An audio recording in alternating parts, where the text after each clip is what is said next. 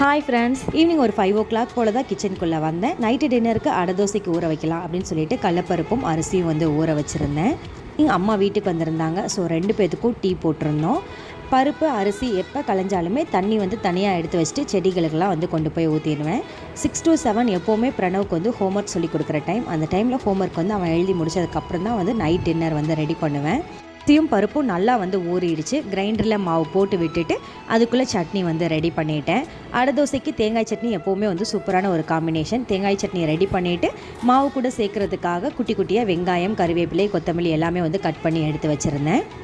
அடைக்கு எப்போவுமே முருங்கைக்கீரை சேர்த்து தோசை வந்து ஊற்றினோன்னா டேஸ்ட்டு சூப்பராக இருக்கும். இன்றைக்கி நான் நைட்டு டின்னருக்கு ரெடி பண்ணதுனால முருங்கைக்கீரை வந்து சேர்க்கலை. மார்னிங் டைமில் ஊற்றினோன்னா கண்டிப்பாக வந்து முருங்கைக்கீரை சேர்த்து தான் வந்து ஊற்றுவோம்.